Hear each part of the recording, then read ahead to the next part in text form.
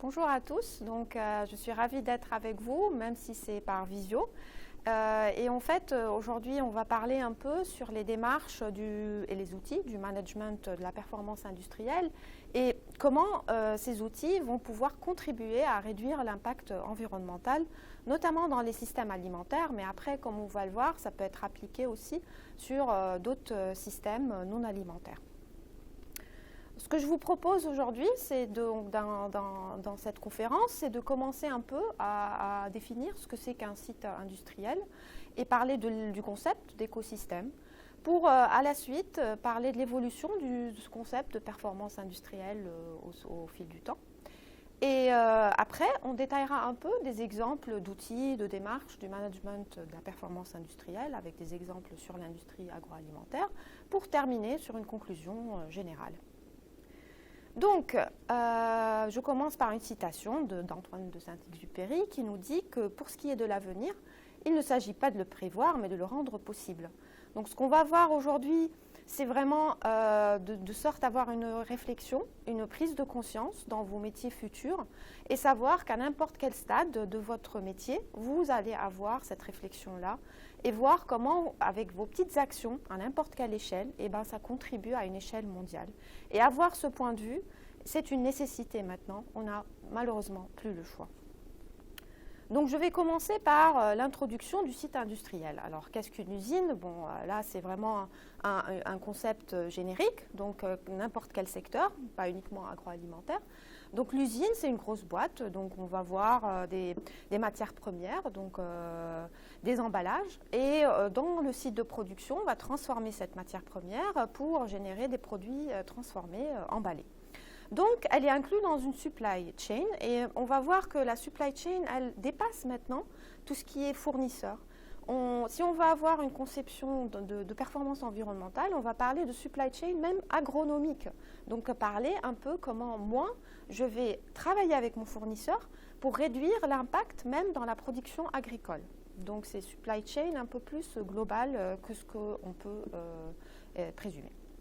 Et donc, en fait, cette grosse boîte, elle va générer, elle va utiliser des ressources énergétiques, l'électricité, l'eau, le gaz, et elle va, au cours de sa production, générer des effluents gazeux, des déchets solides, des effluents liquides. Et c'est vrai qu'on est arrivé à un système agricole et alimentaire qui consomme beaucoup de ressources, comme on le sait, qui a de plus en plus d'impact sur l'environnement, et c'est ce système qui ne peut plus, dans son ensemble, poursuivre tel qu'il est. Et donc, est-ce que ce système est sustainable, durable? On a des ressources qui sont finies en matière, mais on a un apport quasi illimité d'énergie solaire. Et si on regarde un peu la nature, on voit que la vie, elle s'est développée sur Terre avec une quantité de ressources organiques très limitée. Et si on regarde un peu le concept d'écosystème, alors je rappelle, vous savez sans doute, mais l'écosystème, donc c'est un ensemble d'êtres vivants qui vivent au sein d'un milieu ou d'un environnement spécifique et ils interagissent entre eux et avec le milieu de sorte à avoir un équilibre. Donc quand on va dire équilibre, ça ne veut pas forcément dire rigidité, c'est vraiment des interactions qui sont dynamiques dans le temps, mais dans lesquelles il y a une interaction où les déchets des systèmes, de certains êtres vivants, vont être les ressources d'autres systèmes. Et du coup, c'est un système dynamique en constante mutation. Et donc, par ce moyen, on a une utilisation optimale des ressources par chacun. Et ça, c'est le modèle parfait de la nature. Maintenant, si on passe au système industriel, et on va essayer de s'inspirer de la nature. Dans la littérature, on a parlé d'économie circulaire. Donc, bien sûr, ce concept trouve son origine dans le concept d'écologie industrielle. Donc, l'écologie industrielle, c'est un peu le concept d'écosystème de la nature. Et en fait, il a évolué dans le temps. Il part du principe qu'on peut avoir un mimétisme des écosystèmes naturels, avec, comme vous le voyez donc, dans cette diapo, un système qui tourne des producteurs, donc qui vont générer des déchets, ils vont générer des produits en même temps. On a des consommateurs qui vont aussi générer des déchets, mais ces déchets-là, ils vont se tourner vers les décomposeurs et qui vont avoir quelque part un système qui va être naturel et recyclé. Et en fait, dans ce système d'économie circulaire, on essaie de découpler la croissance économique et la consommation énergétique de ressources. Donc finalement, c'est un système qui marche sur la théorie, mais dans lequel on va essayer de le mettre en pratique, en réel. Et donc dans le système de l'ADEME, on définit cette économie circulaire comme un système économique d'échange, de production, qui à tous les stades du cycle de vie des produits va viser à augmenter l'efficacité et l'utilisation des ressources en diminuant leur impact sur l'environnement. Alors, si on regarde un peu notre schéma qu'on a introduit en début, cette usine, comme on a vu, eh ben, si je la schématise en réel, qu'est-ce que je vais voir? Je vais voir que cette usine, elle va utiliser les ressources. J'ai une première usine qui va peut-être avoir des premiers ingrédients qui vont être utilisés par une autre usine, qui vont être transformés, qui vont arriver vers le consommateur.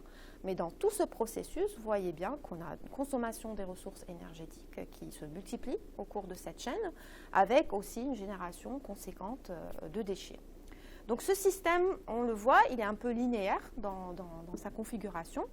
Et l'idée de pouvoir le changer vers un système d'écosystème plus, comme on a vu, mimé, donc l'économie circulaire, ben, ça serait peut-être de réfléchir autrement cette configuration et de voir à partir des mêmes ressources, des matières premières, les matières premières vont être utilisées par une usine, mais les déchets qui vont être générés, ils vont être transformés, et le consommateur va de la même sorte recycler et générer des déchets qui vont être aussi utilisés.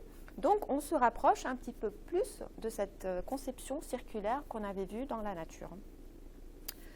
Et donc on passe d'un mode de production linéaire avec un flux de matières premières en entrée et flux de produits finis en sortie avec les flux de déchets, vers un mode de production circulaire où on a toutes les unités de production qui sont interconnectées.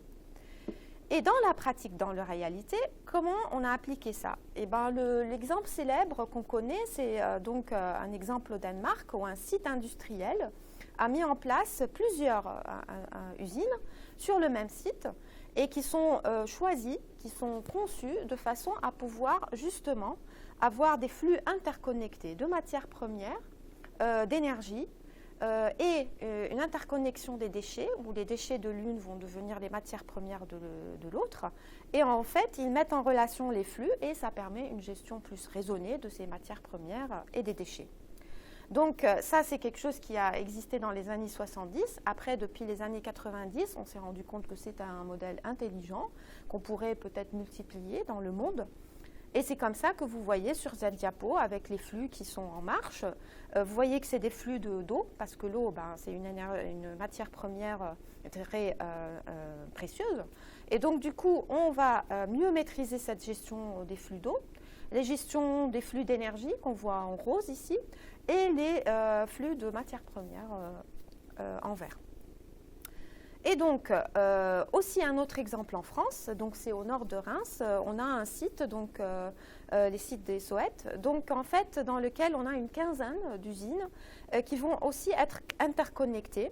Et on voit qu'on va avoir par exemple des sucreries, une distillerie d'éthanol, une fabrique de glucose, un laboratoire de recherche d'ingrédients cosmétiques, un laboratoire spécialisé dans la valorisation non alimentaire de ces agro-ressources et une usine pilote pour développer des biocarburants. Et en fait, ce qu'on voit, c'est qu'à la fois on a des usines de production, mais on a à la fois la recherche et développement qui intervient. Donc c'est très intéressant de mettre en pratique la connaissance scientifique, l'expérimentation, voilà, d'un point de vue laboratoire, et pouvoir extrapoler, transférer ces connaissances et les appliquer directement dans le site. Et donc, si on regarde un peu plus qu'est-ce qu'ils ont en commun, toutes ces usines, en fait, ils ont la même matière première agricole, c'est la betterave et le blé. Donc, en fait, ils utilisent les mêmes ressources. Et surtout, ce site permet notamment une économie circulaire de l'eau. Et donc, dans ces deux exemples, on voit qu'on peut innover, qu'on peut réfléchir autrement les systèmes de production industrielle et basés sur 4 principes clés Comme on a vu, c'est le round put, donc en fait c'est une économie circulaire où on va avoir ni les apports, les intrants, ni les sorties, mais c'est vraiment dans son ensemble un système circulaire. On a aussi une diversité dans l'approvisionnement comme dans la gestion des déchets et on peut enrichir certains déchets par exemple en molécules fonctionnelles, nutritionnelles et autres. On a le système donc de localité parce qu'on va privilégier des partenariats et des échanges locaux. Par exemple, ici, ça va être aussi avec les agriculteurs, avec aussi les courts-circuits qui vont être aux alentours de ces sites-là.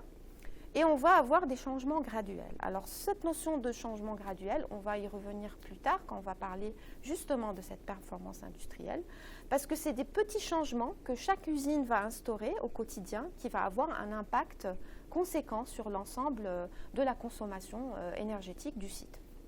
Et surtout, c'est des changements progressifs, comme on va le voir. Et donc maintenant, suite à cette première introduction, je vais passer au concept de performance industrielle. Donc suite à ce qu'on a dit, c'est quoi la performance industrielle et pourquoi c'est important de la suivre et qu'est-ce que c'est que ce concept maintenant à l'heure actuelle? Donc en fait, à l'origine, le concept de performance industrielle a commencé vraiment sur la production agricole. Donc pour être performant, avant, c'était vraiment augmenter le rendement de production de matières premières agricoles. C'était notamment produire des quantités avec une bonne qualité. Et il y avait beaucoup d'aspects commerciaux, financiers derrière cette performance. Alors qu'en fait, avec le temps, on s'est rendu compte avec toutes ces évolutions et comme je vous ai dit, cette prise de conscience de l'environnement autour de nous et vraiment la limite des ressources, on se tourne vers l'unité de production. Donc l'atelier de production, donc l'unité, et on se rend compte qu'est-ce qu'on peut avoir comme apport progressif, comme amélioration au quotidien pour réduire l'impact à la fin sur l'environnement. Et cette unité de production a généré aussi l'importance d'un nouveau concept qui est la supply chain. Et comme je vous ai dit, cette notion de supply chain englobe aussi l'origine agricole des produits. Donc, on concilie la matière première agricole avec la transformation agro-industrielle. Et en fait, à gauche, vous voyez donc dans le petit diagramme qu'avant, dans les traits pleins, on voyait que la performance était plutôt axée sur les coûts. Donc réduire les coûts, on mettait beaucoup d'actions pour vraiment juste réduire le coût de production. Il y avait des notions certainement de qualité, de délai et d'innovation, mais ils n'étaient pas aussi importants. Et là, dans les traits pointillés que vous voyez, on est un peu en équivalence sur les 4 critères. On veut être performant en parallèle sur les coûts, la réduction des coûts, le maintien de la qualité, la réduction des délais donc de production, mais aussi innover parce qu'on a une compétitivité par ailleurs. Et donc, même si ces objectifs sont parfois contradictoires, eh ben, tout le défi actuel, c'est de pouvoir les concilier. Et on va voir qu'on a des outils, des démarches qui peuvent nous aider. Et à droite, vous voyez par exemple, c'est un exemple de diagnostic de performance d'une entreprise. Et là, on se rend compte que ils vont avoir plusieurs critères sur lesquels ils doivent être bons. Donc, ils vont se rendre compte que, par exemple, sur les locaux, ils ne sont pas encore tout à fait parfaits, ou bien, dans ce cas-là, ils sont dans le vert. Ou alors, au niveau du personnel, qu'est-ce qu'ils peuvent encore améliorer du point de vue compétences, du point de vue formation, du point de vue gestion de ce personnel, etc. Vous voyez, donc, il y a multitude de critères au quotidien. Et donc, on va devoir gérer au quotidien cette amélioration sur tous ces niveaux-là. Donc, on est devenu beaucoup plus exigeant. Mais on a des outils maintenant qui nous permettent de gérer ça d'une façon très fluide et très simple. Alors, si on parle de performance industrielle, cet impact environnemental qu'on évoque depuis le début, concrètement, ça veut dire quoi? En fait, si là, c'était des chiffres qui datent de 2020 à niveau mondial. D'accord? On se rend compte que parmi les émissions des gaz à effet de serre, on a 74% de ces effets-là qui proviennent de sources non alimentaires. Et 26%, c'est de la chaîne alimentaire. Okay, donc on peut se dire c'est uniquement la production, la transformation agroalimentaire. Et si on détaille ces 26%, on va se rendre compte que on a uniquement, enfin là vous voyez supply chain 18%, mais si vous regardez un peu plus dans le zoom, on voit que le food processing, la transformation agro-industrielle, elle compte uniquement pour 4% de ces émissions de gaz à effet de serre. Et dans l'ensemble des autres paramètres, on va avoir plutôt la production agricole qui va compter plus dans cet impact environnemental. Et donc finalement, on peut se dire, ok, on peut changer au niveau de l'unité de transformation agroalimentaire, mais l'impact, il est réduit en fait au niveau mondial. Mais ce qu'il faut se rendre compte, c'est que en favorisant une éco-conception qui part dès la matière première agricole, on va impacter dans l'industrie agroalimentaire de transformation, de sorte que sur les volumes qu'on va générer en production, ça va avoir un impact quand même au niveau mondial. Donc les volumes sont significatifs et donc de par cette transformation à ces volumes-là, on va pouvoir réduire l'impact là. Et donc dans l'alimentation, si ça induit, comme on a dit, à peu près 30% sur le changement climatique, l'alimentation, il ne faut pas oublier, consomme 50% de nos ressources en eau, majoritairement dans le monde agricole. Mais là, je parle dans l'ensemble de la chaîne alimentaire. Donc, face à ces faits réels, ces chiffres, on a un consommateur qui est devenu de plus en plus un consommateur. Il est vraiment curieux, il veut avoir un rôle actif, il veut participer à cette réduction de l'impact et donc il demande aux industriels des modes de production qui sont améliorés. Il veut contribuer à une meilleure rémunération des acteurs de la production et il a surtout besoin de transparence. Donc face à ces exigences-là, le concept de performance industrielle, il a évolué. Il englobe maintenant une performance économique parce qu'on veut réduire les coûts, ça c'est sûr, mais on veut aussi répondre à cette demande du consommateur qui vaut vraiment une performance environnementale et il veut y contribuer par ses achats. Il veut aussi, bien sûr, une qualité sanitaire. Donc vous voyez, la performance maintenant, elle est sur 3 volets. Et la question qui se pose, est-ce que ces volets-là vont pouvoir interagir entre elles et bénéficier l'une de l'autre. Et est-ce qu'on peut les concilier? C'est ça en gros. Et en fait, vous voyez que dans cette slide, on voit que le concept de performance, il a vraiment évolué. On parle maintenant de ce qu'on appelle la performance globale. Donc au sein du centre de ce carré, vous voyez que c'est la performance de l'entreprise en termes économiques, réglementaires. Donc ça, c'est le b.a.-ba, c'est quelque chose d'incontournable que tout le monde fait. Mais à côté, vous voyez les petites fenêtres qui commencent à venir et qui deviennent importantes. C'est la performance du point de vue sociétal.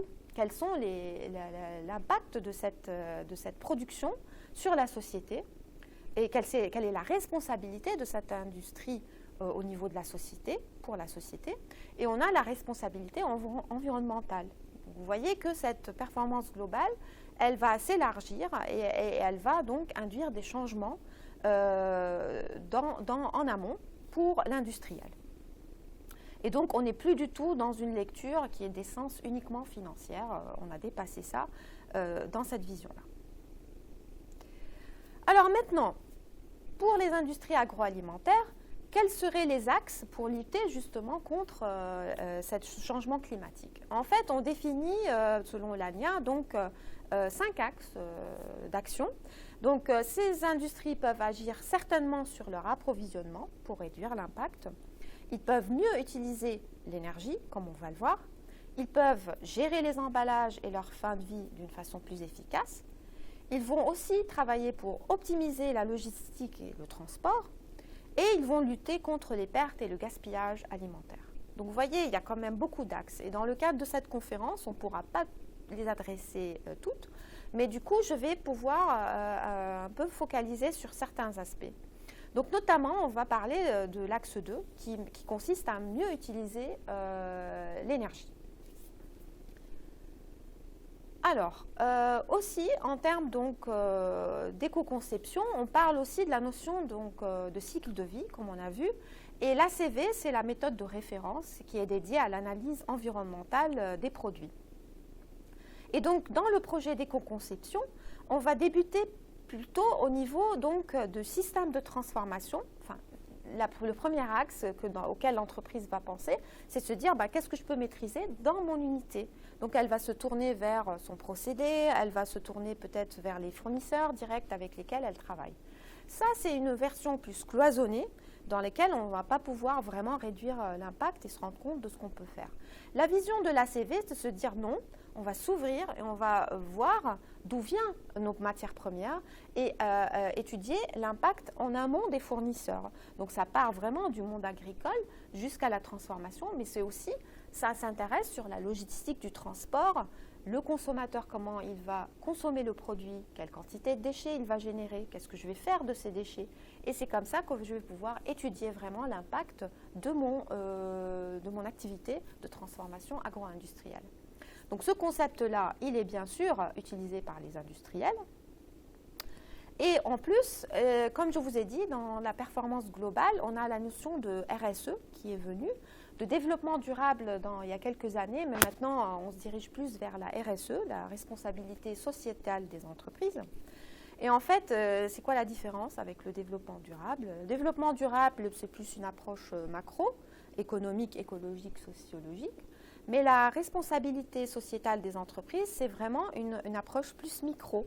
Elle va se tourner vers chaque étape de ce process et elle va se focaliser sur l'acteur principal qui est l'entreprise. Alors on trouve plusieurs normes, mais notamment la norme ISO 26000 qui est un instrument maintenant incontournable de la promotion de la RSE au sein des entreprises et donc qui constitue un guide pour eux. Après, je vous ai listé plein d'autres normes. C'est juste pour vous sensibiliser que c'est vraiment en pleine évolution. Ça montre la détermination de tous les acteurs de bouger les choses. Notamment, on a l'ISO 9001, l'ISO 14001, qui est plus la norme de certification environnementale pour les organisations. Et c'est une fois qu'on commence à parler de normes ISO 14001 qu'on va vraiment commencer une prise de conscience de l'impact environnemental et on va pouvoir s'interroger sur nos activités et on va entrer dans les flux et tout l'impact des flux sur l'environnement.